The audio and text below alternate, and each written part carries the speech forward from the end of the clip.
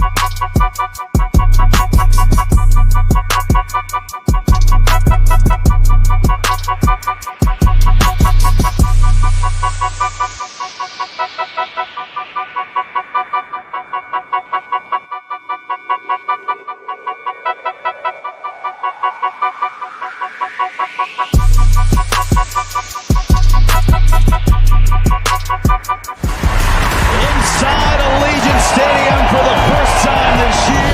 Maxx Crosby. Touchdown Raiders.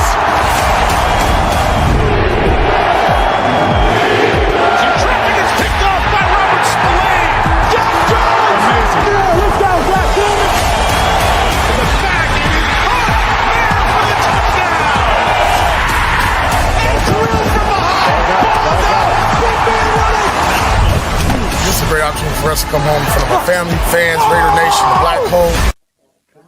Raiders!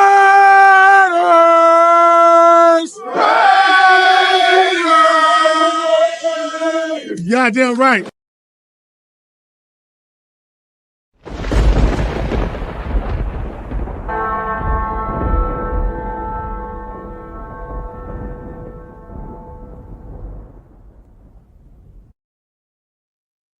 Yo, salute everyone.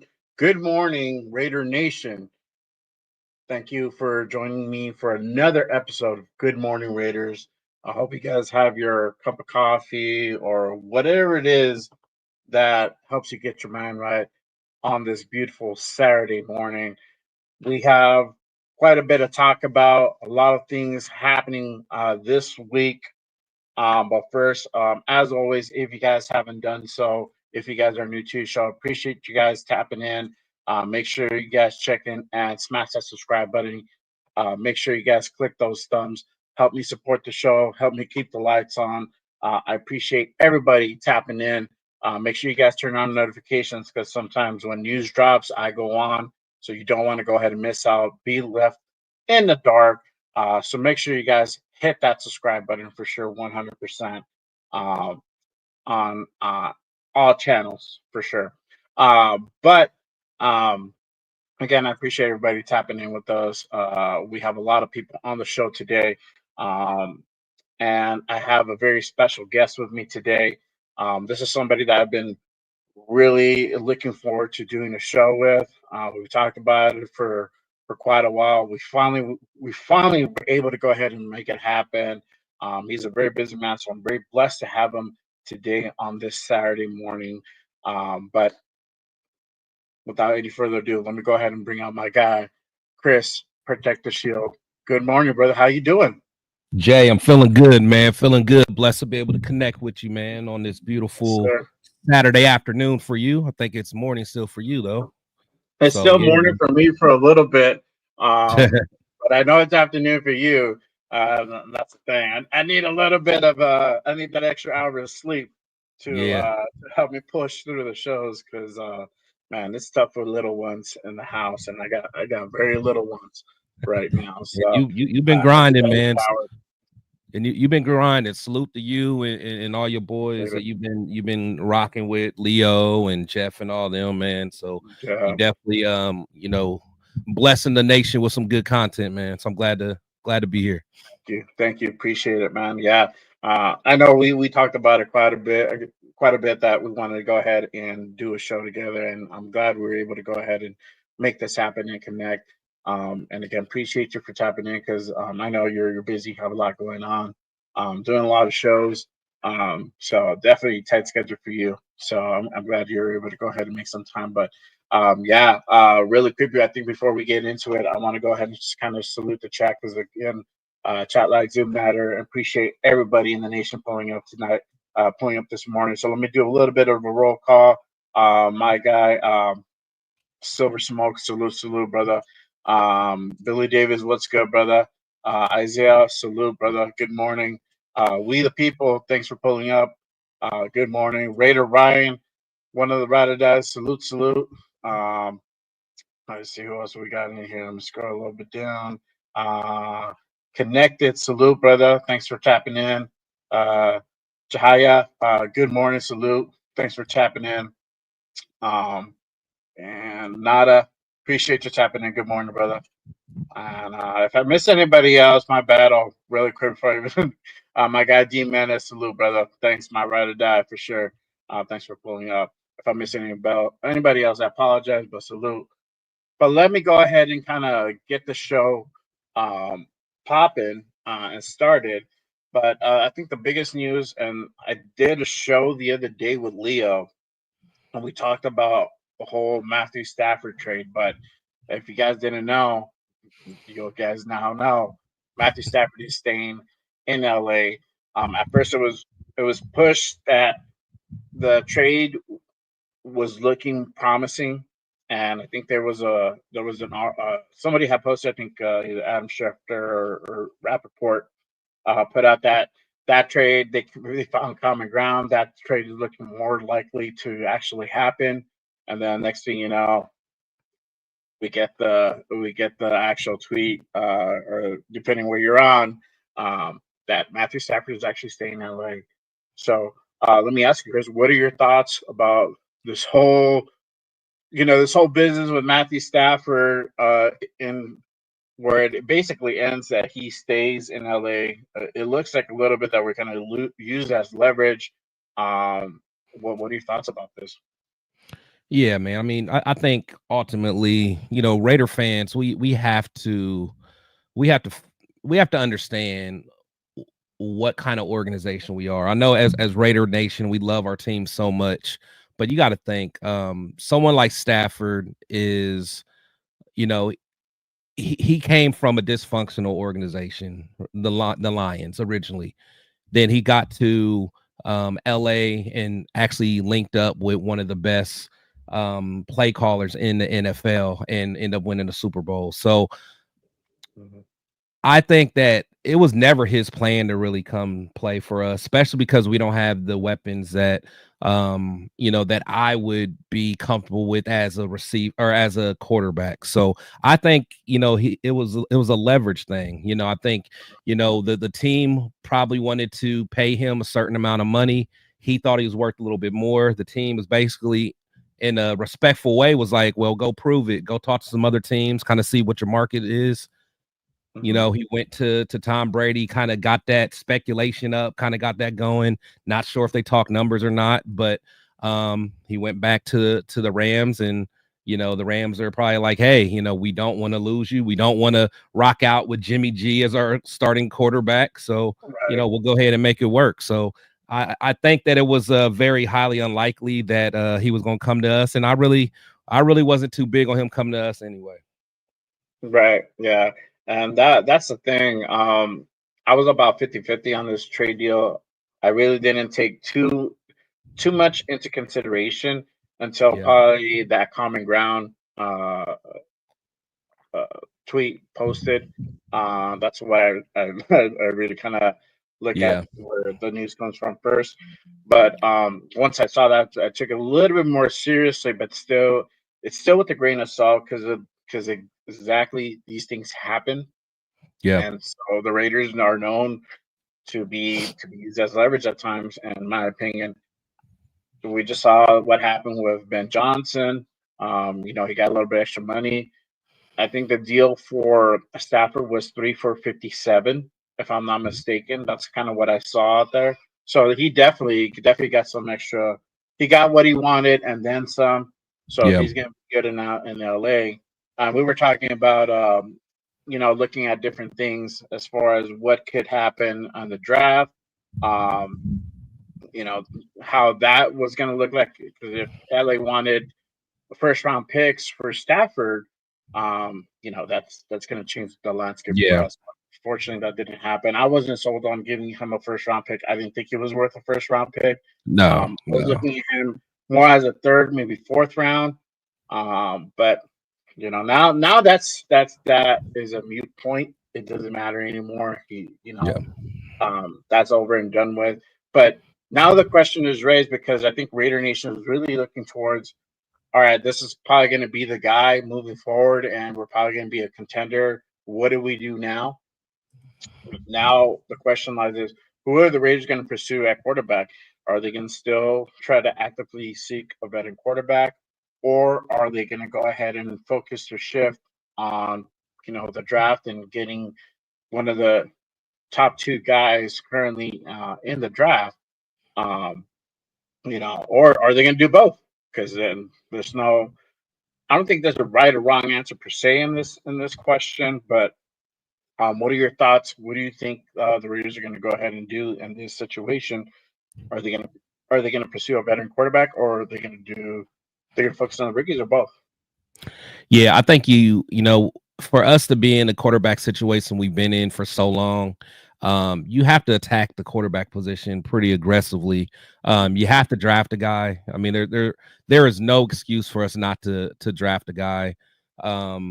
But then we also need to have some kind of bridge quarterback or veteran, Right. May I say. If nothing else, just to be able to provide some true competition. I don't care who our quarterback is, they have to be competing. Like, I don't want no one just giving the keys. Right. So, regardless, so whatever veteran we get, whatever guy that we draft, whether it's a Jackson Dart or even Shador or whoever it is, I want them to earn that spot, and Pete's going to be like that, like when he drafted Russell Wilson. Russell wasn't drafted to start right away, but Russell earned it in camp and did his thing. So, I think Pete is going to be all about that. He's going to have some guys that's going to fight and then let the best man win, and I respect that. Yeah, no, for sure. I think my take on this is, I think they pursue. I think they still pursue a veteran quarterback, or somebody who's already established. Obviously, the name that pops up right now is Aaron Rodgers. But you have other guys like Justin Fields and Sam Darnold out there in the wind. And I feel out of this free agency, even though Aaron Rodgers is technically not a free agent until he officially gets released by the Jets, um, you have basically, this is a cream of the crop for free agency. There's not really any other names out there to be really mentioned. I know I've seen something where supposedly we were considering Zach Wilson. I don't know how truthful that is. I don't know if that's a real option for us to say the least. But I think Justin Fields will probably be the best fit going into this scheme. He's he's a young quarterback, mobile, and definitely can go ahead and sling the rock for sure. I don't know about Rodgers. I know the whole thing that he could potentially come cheap. It's not guaranteed that he would come cheap, for the only reason is that he can ask for more. He doesn't have to take the vet minimum. He can go ahead and ask for $10 million, $12 million, whatever. I think the vet minimum is like 1.2, $1.5 million. So not necessarily would he come in for that amount. He might ask for more, and then that question will arise: are we willing to go ahead and pay an aging Aaron Rodgers to come in for a year or two, because he doesn't have a long shelf life, to come in and play for us. And then you got Sam Darnold. We saw what Sam Darnold could do. Yes, he had a great season, but then when it really counted, he kind of shut the bed there. So he didn't have a good game against Detroit in that final game to win the top seed in the NFC, and he didn't have a good playoff game. He had a pretty terrible game, to say the least. So I don't know if these guys would be the guys, but I feel Justin Fields will probably be the best one out of those. What do you think about like having a Justin Fields come on or Aaron Rodgers? So me personally, Aaron Rodgers is absolute no. There is I want no parts of Aaron. Especially Yeah, because yeah, he is getting older, but the whole point for me is understanding that we're not close to a Super Bowl right now. So it's not like we have a whole bunch of weapons and you could just plug in a veteran guy and we can hopefully get over the hump. We're going to have to set up a foundation for the future. And part of that is whoever this quarterback is going to have to be able to mentor, a young quarterback. And there is nothing about Aaron Rodgers that tells me that he's going to be a good mentor. He's not going to take no one under his wing. He's not going to, right. be the big brother type of guy. That's just not who he is. He's just not built like that. It's not in his DNA. When he came into the league, Brett Favre didn't do it to him.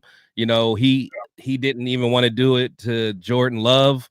So there's nothing that lets me know that he's going to be a mentor or anything like that. So he's out all the way for me. Now, the name that you didn't mention, Russell Wilson. A lot of people can't stand Russell Wilson. They think he's corny and all that.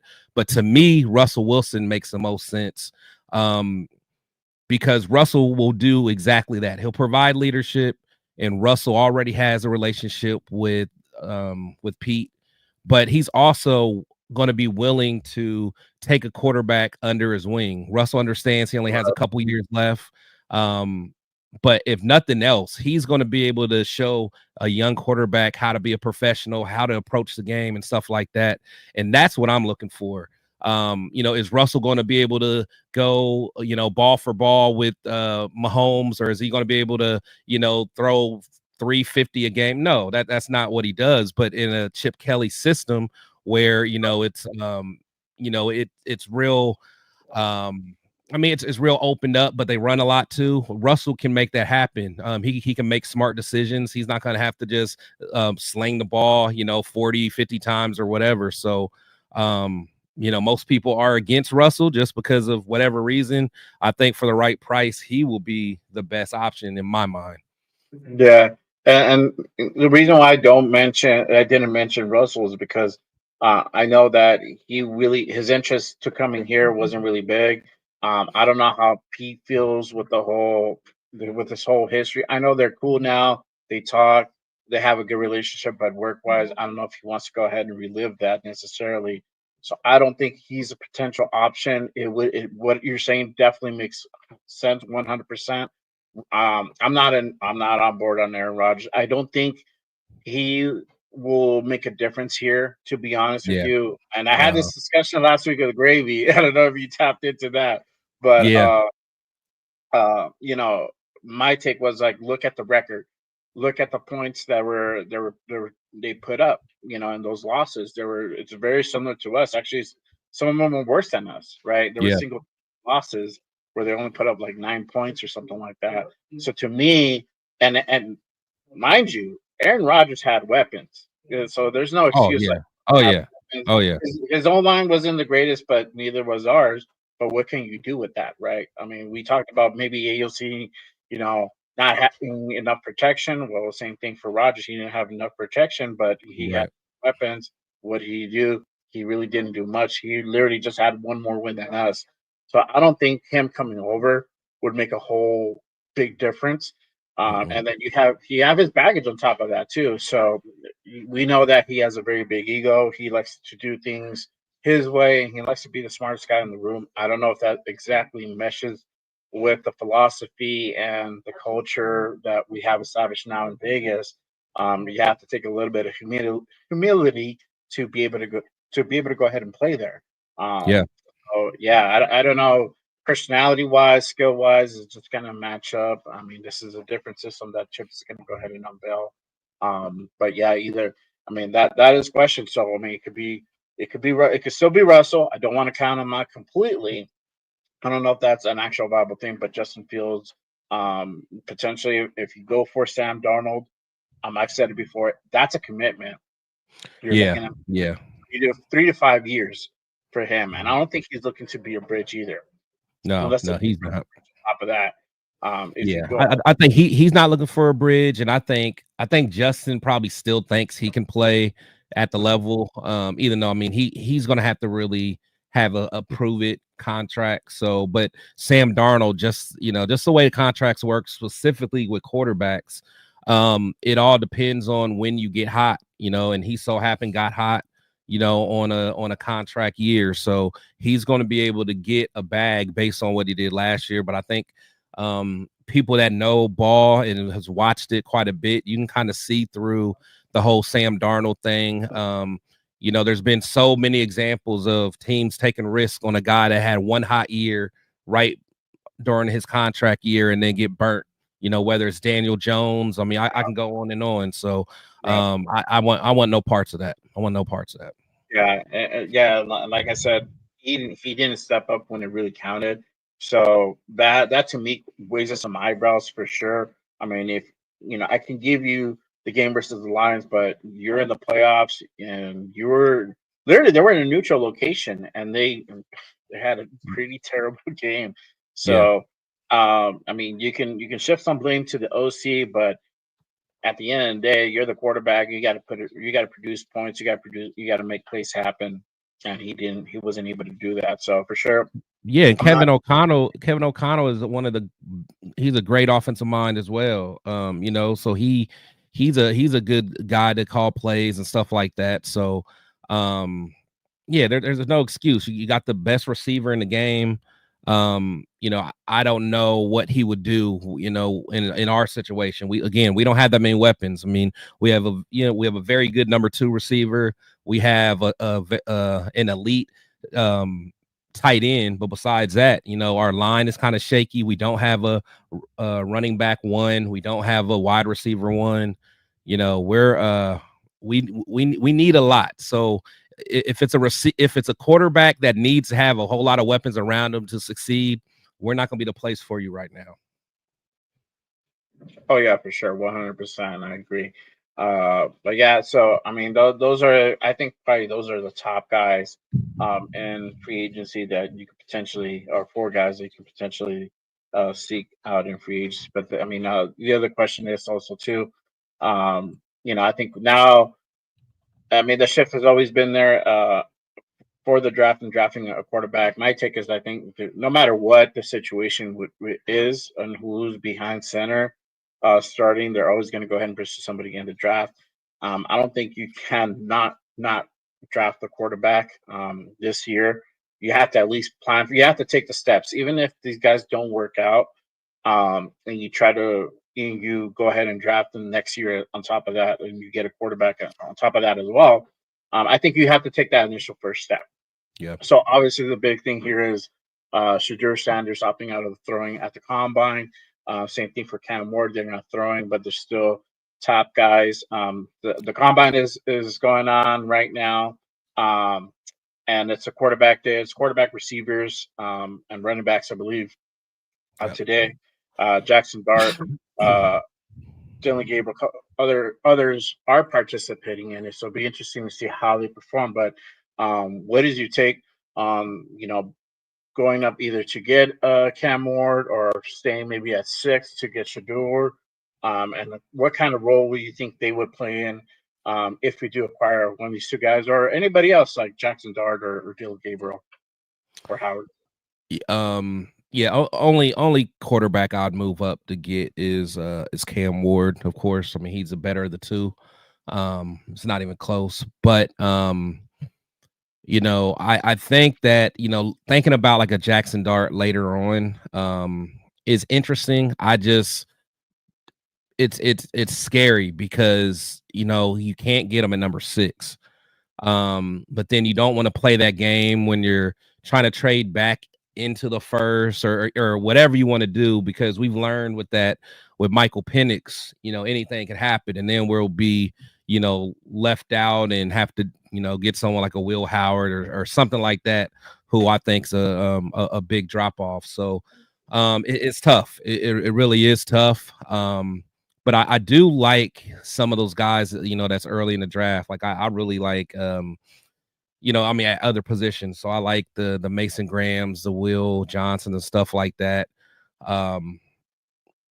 But I can't lie, I'm kind of torn because a part of me is like, man, go up and just go get Cam because he's the only one that gives me that quarterback that can be a starter for the next 10 years at least or something like that.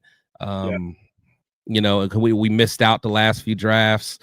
So it's tough, man. We're in a tough situation. We just gotta figure out how to just build this foundation. We got to use our money smartly. Yeah, I agree. No, for sure. I mean, if anybody that I'm willing to go up for would be Cam for sure. Yeah. I think out of the two, he's the more humble one. I saw his interview that he did with Mike Floor the other day. Very, very humble person. So I think he would fit. I mean, Shador, same thing. I think he'll fit as well. But the way that Shador is kind of trending, and I know he doesn't think that, but I think the reality is that his stock is steadily decreasing. Not so much so where he gets out of the top 10, but he is definitely not the number one overall pick. I think he probably falls to us at 6. I think I don't know if the play would be to stay at 6. Don't be surprised if it is, and see what happens. Either at that point, if Shador is there, they're gonna snatch him up. If not, they either get best player available, or maybe they trade back, get more draft capital. Because the meat and potatoes of this draft, what it's looking like, is between rounds 2 and 4. We can't even go into 5, but really 2 and 4 are the meat and potatoes of this round, where all the talent is really stacked up there. So I don't mind. I like Jackson Dart. That's another potential if these guys are not there. I've said before, let's go ahead and pursue the Jackson Dart. Will Howard's going to be another one. I think that his stock has risen a little bit just because now that we have Chip Kelly here, that is somebody that fully that we can go ahead and eye, especially running this new type of offense.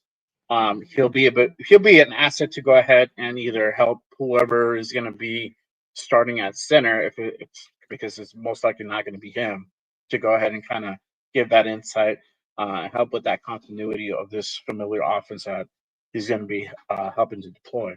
So it'll be interesting to see how these guys do. But one thing is that I've said that Shador not throwing necessarily. I would love to see him throw. I would like to see what he can do with receivers that are not familiar to him. Because if, let's say, we go ahead and get him at 6, he's going to be throwing to guys like Jacoby Myers, Trey Tucker, whoever else is going to be in that receiver room. So these are guys he's not familiar with, and especially if we're going to be looking at him to potentially start or start maybe later in the season. That stuff is important to see kind of how he does. I don't know. What are your thoughts on these guys not throwing at the combine? Oh, I have no problem with it. To be honest, throwing at the combine is, it's not a big deal to me. At the end of the day, when you look at the throws, me personally, I look at the film, I look at the games, you can get some things from the pro day, a little bit, even though that's more, that's more structured, kind of by the player and the coaches and stuff like that. So you can kind of manipulate, certain drills and things like that. But it's not a big deal to me. And I think, as we go on, in the future, less and less quarterbacks are going to be throwing. That's just kind of what it is. Right. No, for sure. That's my take. I would like to see him just kind of just to see that, having them in a different environment. But yes, Yeah. you could do go off the film. That is relevant because that's really gonna tell the story on how these guys perform in real game scenarios. So I don't see Shador stock falling anywhere below 10, but I feel that I really have a real strong inkling that he'll be there at 6 when it's our turn to go ahead and pick. But don't be surprised either because these guys, Spytek and Carroll, are very aggressive. So you'll see them go up and down the board make deals to go ahead and either trade back or trade up to go ahead and get draft picks. They're not scared to pull the trigger. So I know last year was a totally different story, but these guys have an initiative, and they've said we're in a win now mode. So to have them go out and get a veteran quarterback and pair him up with a young rookie out of the draft is a very definite possibility. Don't be surprised if that actually happens. But yeah, really quick, I want to go ahead and tap into the chat real quick because the chat lives do matter for sure. And again, I appreciate everybody tapping in with us on this Saturday morning. If you guys haven't done so already, make sure you guys hit that subscribe button for sure. Click those thumbs, help the algorithm, help to support the shows on both shows for sure. So appreciate you guys with us on this Saturday morning for sure, 100%. But let me go ahead and switch over to the chat. Let's see. Salute to Jose. This is Uncle Pete and GM Spy will do what's right for sure, brother. Let's see. We the people said you have players like Tom, Patrick, and Joe Burrow throwing at the combine for them not to throw some lame ass. So yeah, I mean, it's just it's a different time though. It's a different time. I mean, we're in NIL time. I mean, these players have more they have more leverage now. So I mean, you can't talk about stuff that happened. I mean, Brady was projected to be anywhere between like a 5th to 7th round pick. So I mean, bringing that up doesn't really make sense. Yeah, I mean, it's different scenarios. Like you said, NIL changed the landscape. All these players, not only just quarterbacks. So there's certain dudes that are not like Travis. Yeah, they're not running. Yeah, I don't think Travis Hunter is participating in this combine either. I mean, I didn't see him yesterday unless he's doing something today. Yeah, a lot of guys aren't. And that's how it's going to be. A lot of guys aren't participating. A lot of guys don't participate in bowl games anymore. It's just a new landscape nowadays. Unfortunately, it's not that I like it. I wish everybody would throw, but if we're just being honest, it kind of is what it is. Yeah, it's a business thing. I mean, you can't knock the guy for not throwing either. So that's why I'm not really hard about it. I'm saying I would love to see him throw. But from the business standpoint for Shedeur and Cam, they don't really need to prove anything else because they're already there. It's more for the guys that really need to go ahead and get that bump up in their stock. That's really what the combine is for. And so you guys know the combine is not really designed to help these players. It's designed to go against them, to see their flaws, to see their weaknesses. So that's definitely the case here. So yeah, I don't knock them for not doing it either, because it's made out to be to against you for sure. Yeah, because if you think about it, okay, let me think. To Jaden Daniels, I don't think he participated. I don't think he didn't. Yeah, no, CJ didn't participate. I mean, like the guys that are like the top guys don't really participate. The ones that do have something to prove. You have people like Michael Penix. He had to prove some stuff, so that's why he wanted.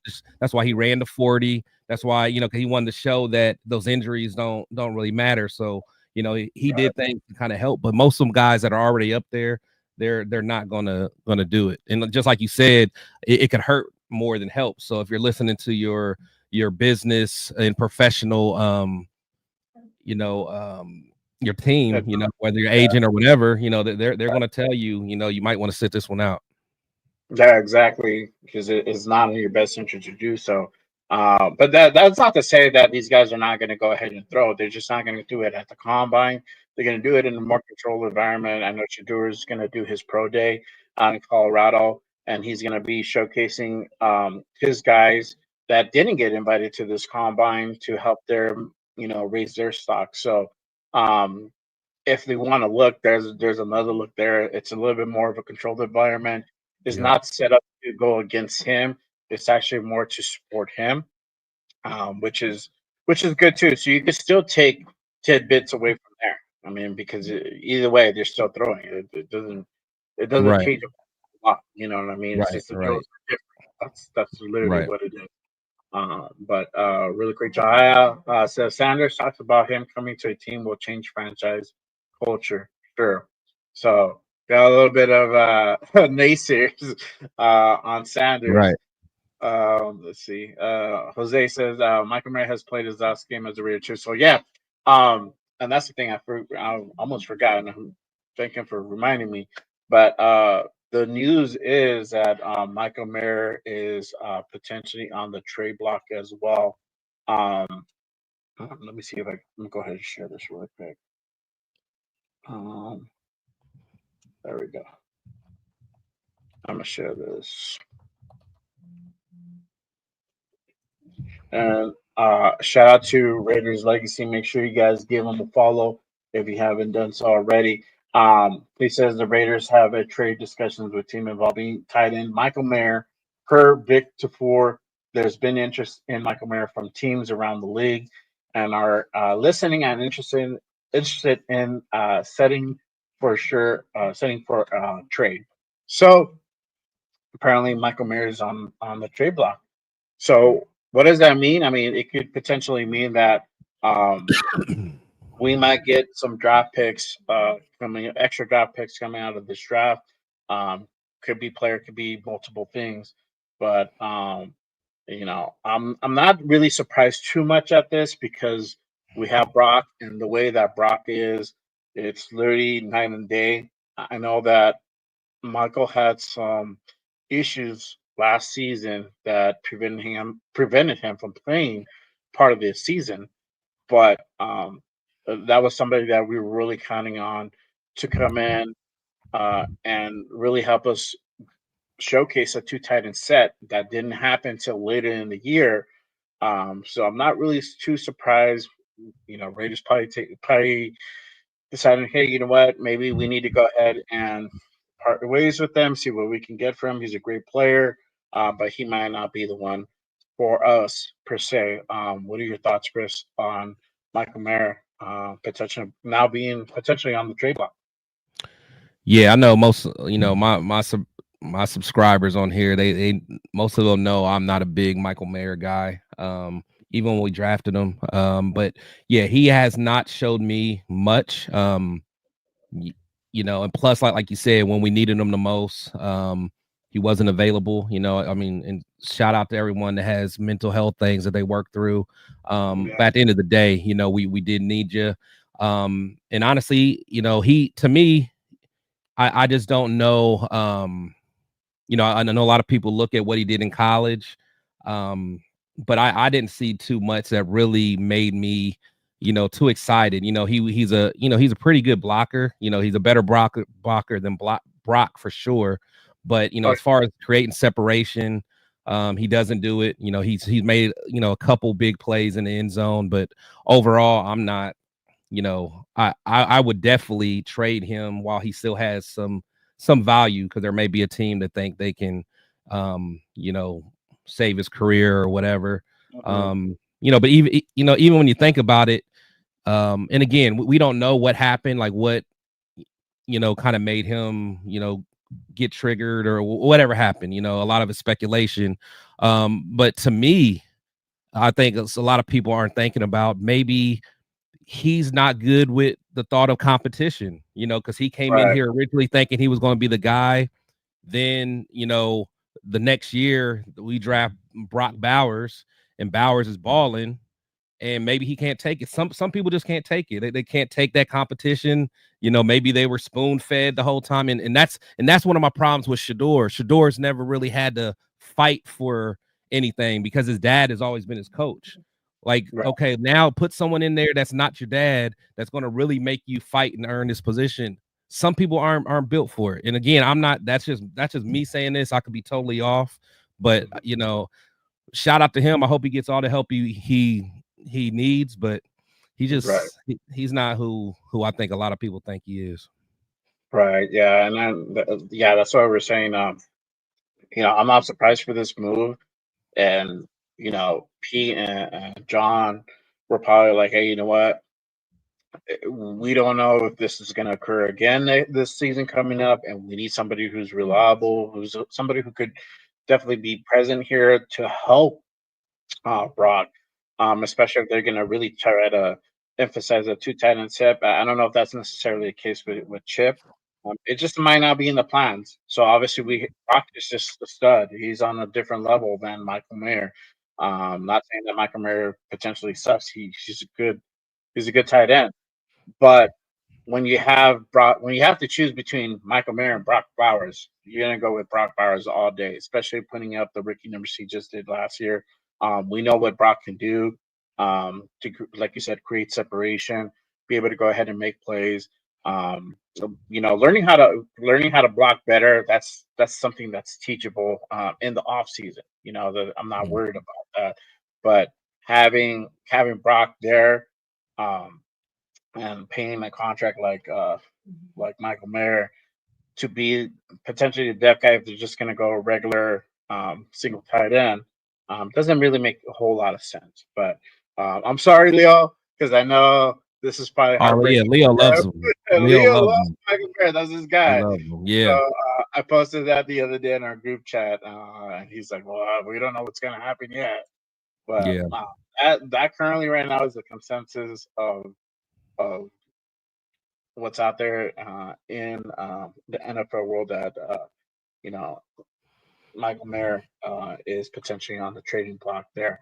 But let me go ahead and go back to the chat. But that was a good one because I told her I had it on the thumbnail and I spaced it right now and I'm like, oh, somebody talk about Michael Mayer for sure. Yeah. But let me go back here. So it takes more than one player to tackle Michael Mayer. Yeah, for sure. But Rick says it don't matter if he doesn't have the ball. Yeah, it don't matter. They were using him a lot to block. He really didn't have that many touches. All the touches were going to Brock. I think is when they ran the two tight end set when they were double teaming Brock. That's where really when Michael Mayer came into play. But other than that, he really didn't get that many touches. I was kind of keeping track of it when he came back to see kind of what an impact he was going to make, and he didn't make a whole lot, So that's why if they decide to move on from him and put him up for trade, and we get some draft picks out of it, I think it's worth it for sure. Daniel says heard from moving on from White too. Yeah, I mean, same thing. White hasn't really done a whole lot. He didn't do a whole lot this past season. We thought he was going to be the next Josh Jacobs 2.0. That we found out really quick. Who thought that? I don't know. There's consensus. There's people out there saying, "Oh, he's going to be the next, Josh Jacobs 2.0," and I'm like, I told everybody. I'm not the I told you so guy, but hey, I'm just sitting back and I was just sitting back watching. Everybody kept telling me running backs grow on trees, and you can let good running backs go because you can get them in the 5th round and 6th round of the. All right. And then we got Zamir, and Zamir had those big biceps during the offseason. Everyone thought he was going to do something. The Duke, he has no vision, man. You don't let special running backs go, but I'm not going to go down that path. Yeah, but if we decide to go ahead and package a bump with Michael, I'm not mad at that either. And that just creates more room for us to especially with this running back class and this draft coming up where there's so many running backs. This is a good running back class. Yeah, this will be a scenario where we can get 2 running backs and we don't have to worry about what we have, what we currently have. I mean, I don't see Madison coming back. I think they're working out a deal for Abdullah, so Abdullah might come back. That's what I heard, that they're coming up with a deal for Abdullah. So Abdullah might return. And then you still have McCormick. You still have Zamir currently. So if they package him up with a trade with Michael, you get, 4th round, maybe 5th round pick. Not mad at that. That I'm okay with that for sure. Let's see. We drafted 2 tight ends already with the first 2 rounds, back-to-back drafts. Felix says the combine is more of an interview of the QB position. I agree with Chris. The games are played in college. Watching game film tells and shows the true ability of a Exactly. quarterback. Facts, yeah. And this is just kind of like just showcasing your arm, basically. And the combine is just set against you. It's not made for the players. It's made to see where the flaws is at, because the scouts are trying to see. They're trying to rank these guys and see, okay, what's wrong with these guys? Why shouldn't we draft them? They want to make sure they're making the safe bet here, and Right. that's literally what they're trying to do. Yeah, They're trying they're to picking and against. prodding at you and all that. That's they found that in what was it? It's in Abdul Cardi his foot, and I mean, Yeah, like they ankle. they do their best to find stuff. They want to know, just like years ago when we drafted Maurice Hurst. Maurice Hurst was supposed to be a first round pick, coming out of Michigan, and then they found that that heart condition that he had, and then a lot of teams weren't even going to draft him at all. They thought it was too serious and they thought it was too dangerous and risky to draft him. I think we got him in the 5th round, I believe. So Yeah, but yeah, I mean that's what that's what the draft is, or that's what the combine's for, man, to really dig deep and try to poke holes and find where the flaws are in players. That's really what it's for, I think. yeah, no, for sure. And like you said, yeah, they just discovered this thing with Abdul Carter. I think he has like a little stress fracture in his ankle that he has to have surgery on. We Yeah. just had we just had Max have surgery kind of for the same thing. So, I mean, would it affect Abdul's ability? I don't really think so, but No. it's something now you address. Now you have teams thinking, especially if you're Tennessee or the Browns, are we really willing to go ahead and take a flyer on this guy? Knowing that he has this potential injury, he has to take surgery.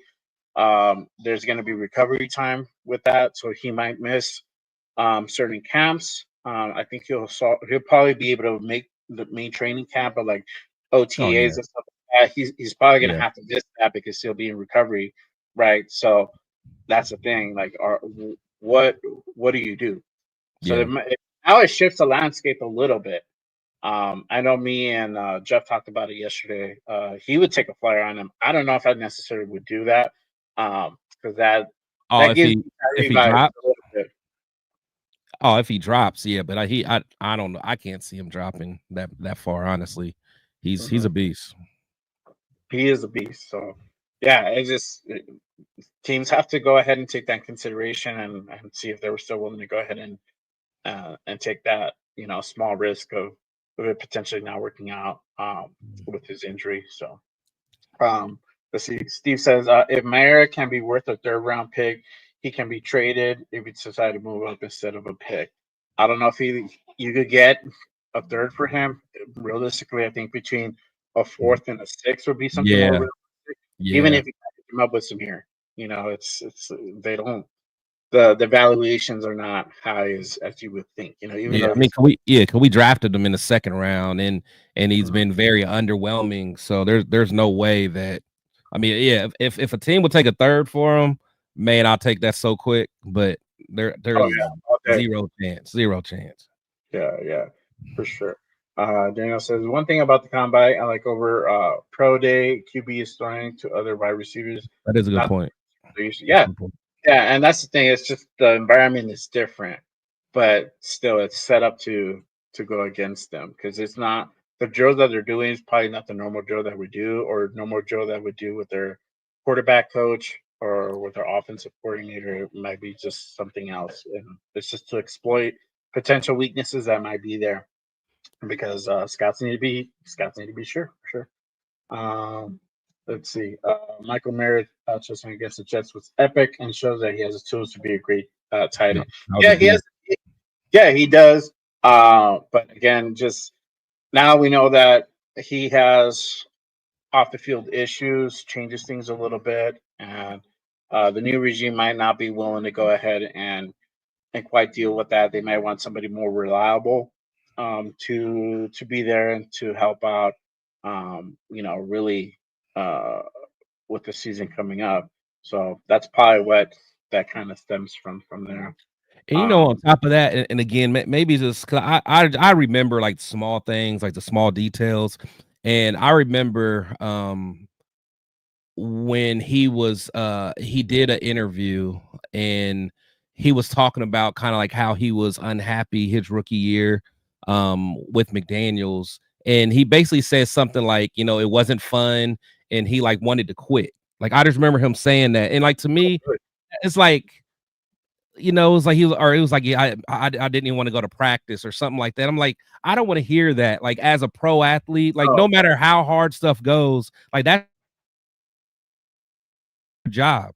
Like you want that love ball. Like anyone that even has that mentality, and all this came, before he had his breakdown or whatever and didn't show up, man. So it's like, I don't know, man. I just that just rubbed me the wrong way ever since I heard that. I'm like, I didn't hear that, but now that you're telling me that, I'm like, what? Yeah, that's what I'm saying. It was, and he was trying to get to the point where it's like he didn't like playing for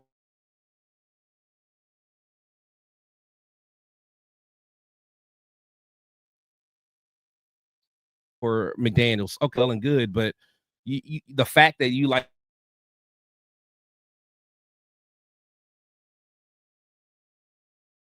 I think Chris is freezing up a little bit.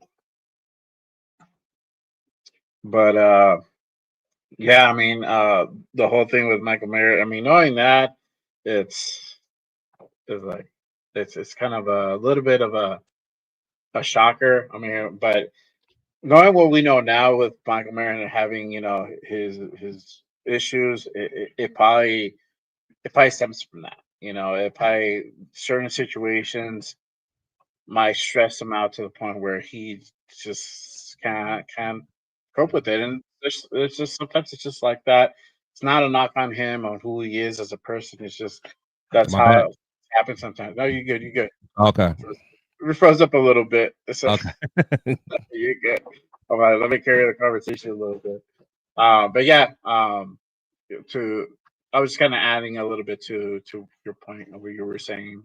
I didn't hear that, but now that you tell me that for sure, like now I forgot exactly how he worded it, but it was just one of those things that it just, I don't know, it just bothered me, and it goes back to just players being able to go through some adversity. Like I don't know what he had to go through at Notre Dame. I know he was the man there, but things aren't always going to be easy. You're not always going to have coaches that you like. Things are going to be, especially as a Raider. As a Raider, things are always going to be tough. So you got to be able to withstand some adversity, and talking about that you didn't want to be there because of a coach, or that's terrible. Oh yeah, definitely. I mean, you gotta have tough skin to play in this Yeah. organization, especially the way that we've been kind of running things for the last few years. It's a little bit of a revolving door, but I think now we have some stability, but still things are going to be hard. As a player, we hope that you have the mental fortitude to withstand um, a training camp, because they're going to throw many things at you to get you prepared to be able to face all these type of challenges during the game, and they want to go ahead and bring the best out of you too. I remember I remember hearing the conversation that Maxx Crosby had about uh, his coach when he first got drafted to us. He's like, you know what, I want to be the best. I need you to go ahead and bring it. Don't let me don't take it easy on me. Bring it. And he's like, he was talking shit to me. He would give me shit every day in camp, and then they would say it's not good enough, and then the next year too, same thing. And he thought like, maybe this guy doesn't fucking like me. Like, what's up? And then he he went into his office like, hey, what's up, coach? Like, why you giving me shit? You let these guys off the hook. And he's like, well, you told me that you wanted to be the best, so I'm gonna go ahead and I'm not gonna I'm not gonna let you slack. But if you want me to take the foot off the gas, Yeah. and give you that nice rah rah, I'll definitely do it. He's like, nah, it's cool, man. Just keep doing your thing. I just want to make sure it wasn't a personal thing. Oh man, it's not a personal thing. You want to be the best. I want to bring the best out of you. And those are what coaches for. I remember that in high school too.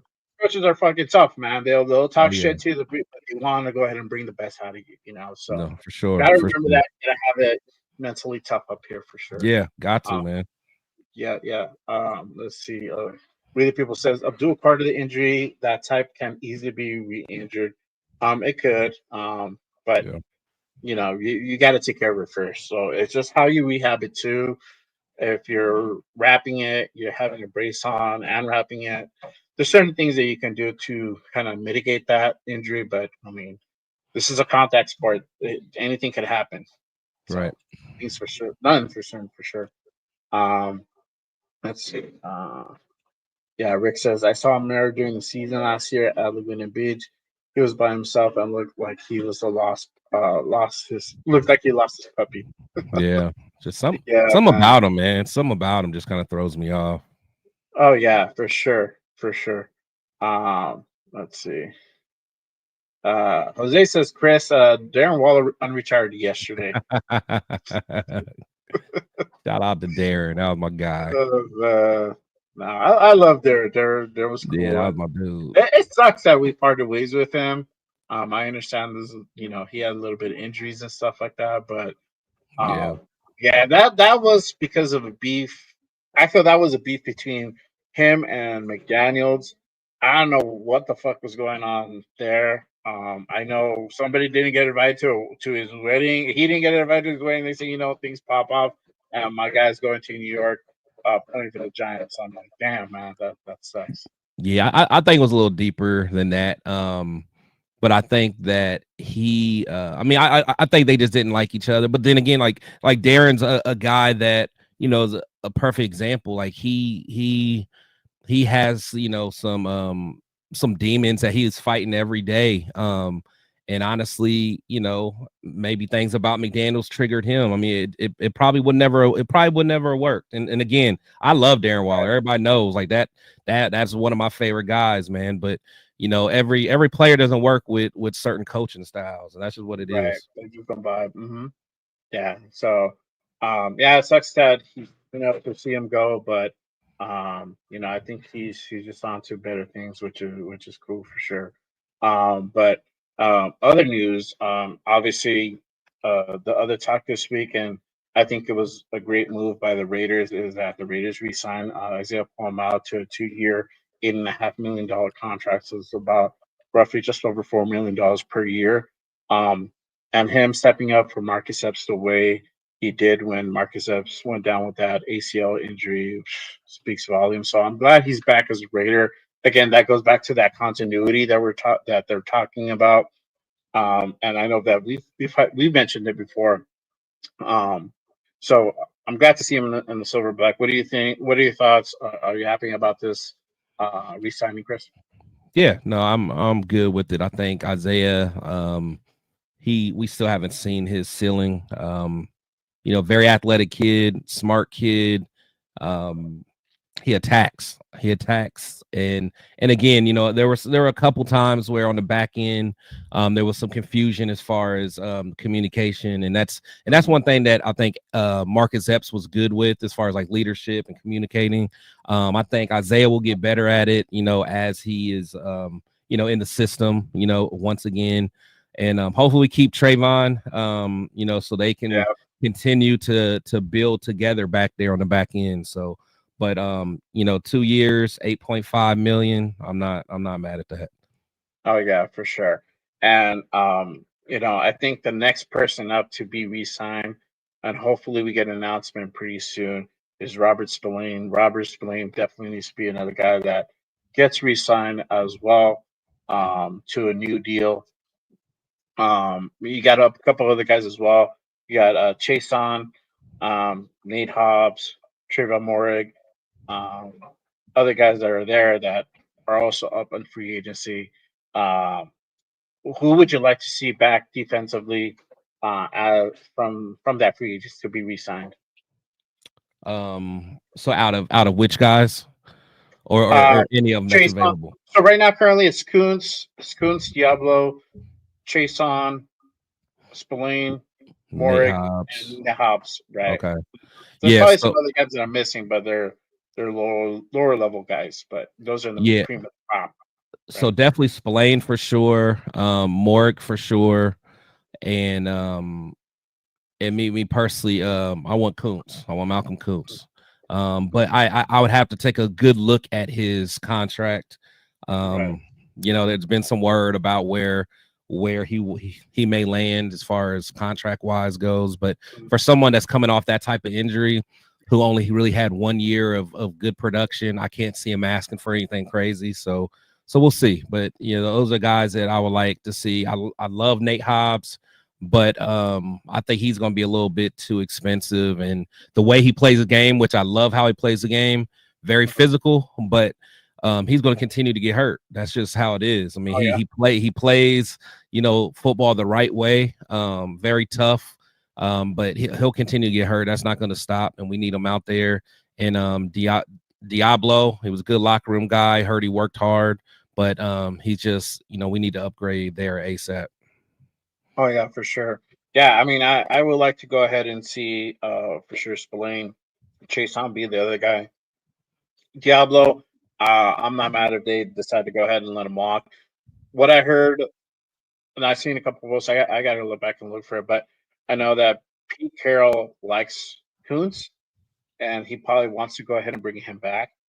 And they're probably try to do that. Now I know the market value for him is around $20 million or so.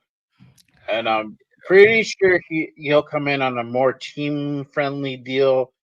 So probably expect anywhere from like 16 to 18, excuse me, around that range. But they probably will try to go ahead and bring him back. I think you can still upgrade from him. You can get a better play out of him, but again, this might be something where Pete might see something that he likes, that he wants to go ahead and give him another year to see what he could really bring. I mean, we only seen the 8 games of production from Malcolm Kuntz, so maybe he wants to see what he can do with another year, another healthy year, right? But they would know how his rehab is doing and kind of where he's at on that. Nate Hobbs, I like Nate. I love how he plays, but he's also injury prone. We get like half seasons from him. I don't know if you would bring him back. I'm not mad if you decide to go ahead and let him move on. I think you could go ahead and pick up somebody in free agency or in the draft. Draft wise, I was looking at the guys yesterday. I really like Jalen Smith from USC. He's a guy that kind of stood out to me. Nick Manuori from South Carolina. Yeah. He's 6'5", 225. Guy around like a 4'3". Awesome.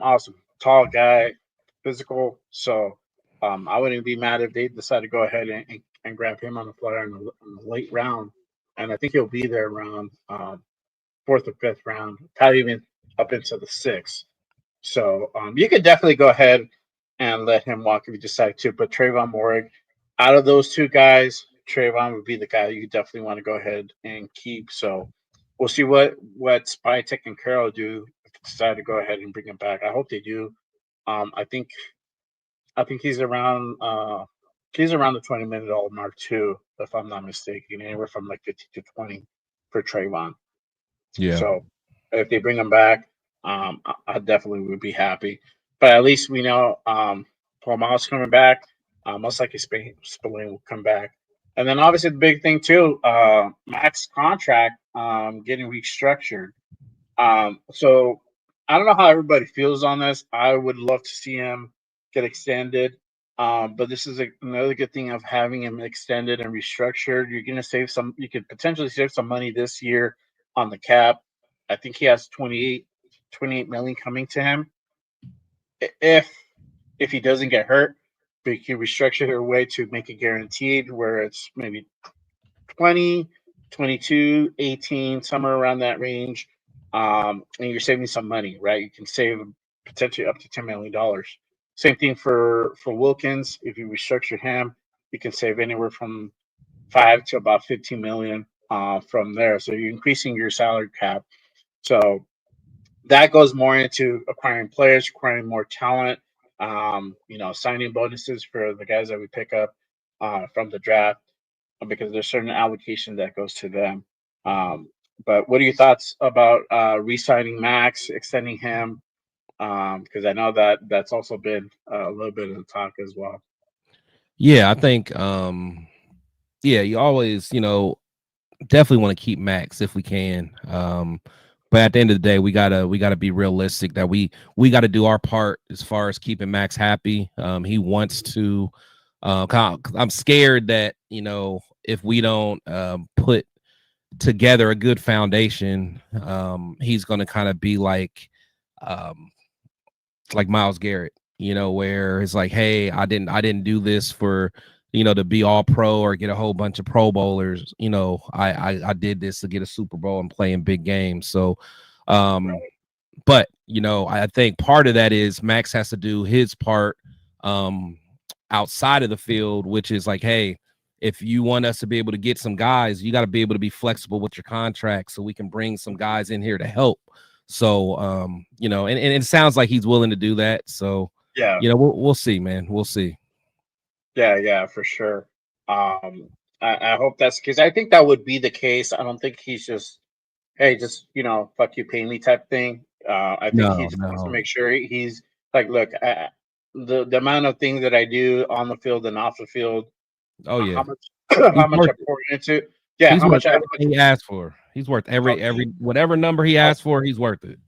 Oh yeah, for sure. And he just wants to make sure that money's going to come to him. That's all. You can't blame the guy for doing that. So, I think he'll make it team friendly for sure because he wants the team to succeed. He's not just about himself. So hopefully that comes in. It looks like that's going to be the case. Especially the way that Spy Tech has talked about him, how Pete has talked about him. Spy Tech has said I see Maxx being a Raider for a very long time. So that is an indication that he's here to stay. He's not going anywhere.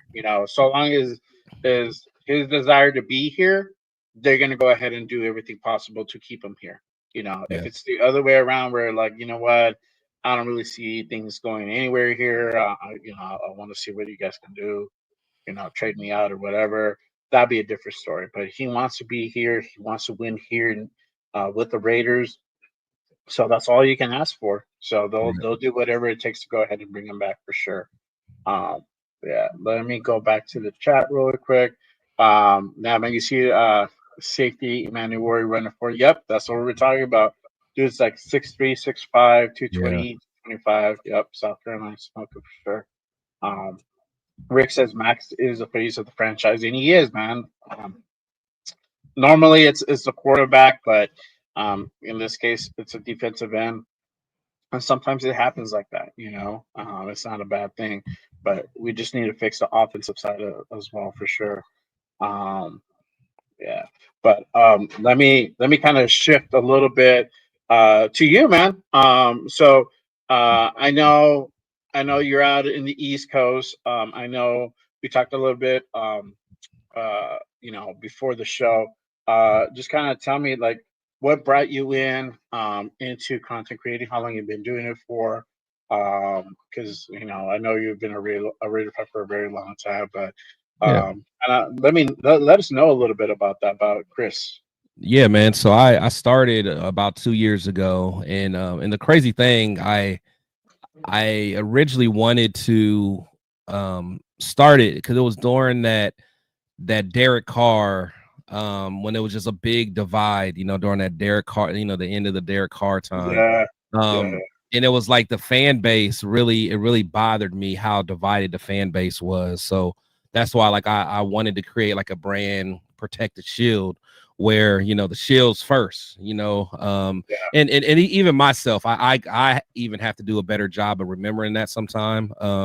But so that was kind of my mission, my mission. So when I first started, I worked hard on, making sure that we can have good conversations regardless on, what your thoughts and beliefs are. I always took pride in having authentic conversations.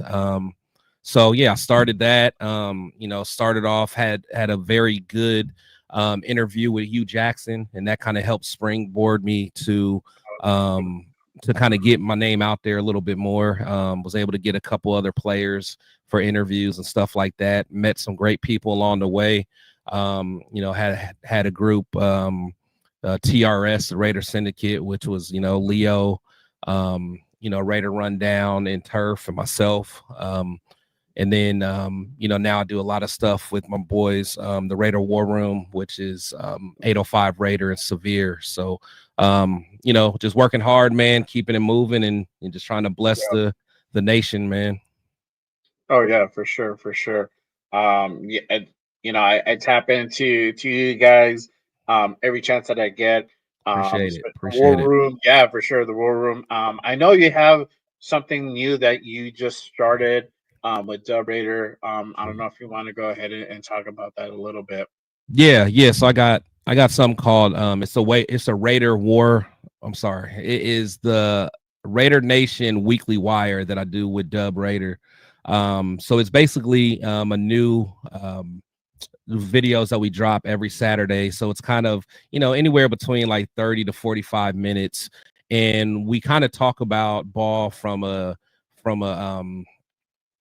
higher level, as far as like not so much into the details. So it's good for people that like the Raiders, but that don't necessarily dig in like as deep as we do about the specific details of the Raiders and what they do, and they just kind of want to learn from at a different level. So I kind of it's more of just learning, and be able to, like, someone who doesn't know all that much about football but wants to learn more, so it's more educational and stuff like that.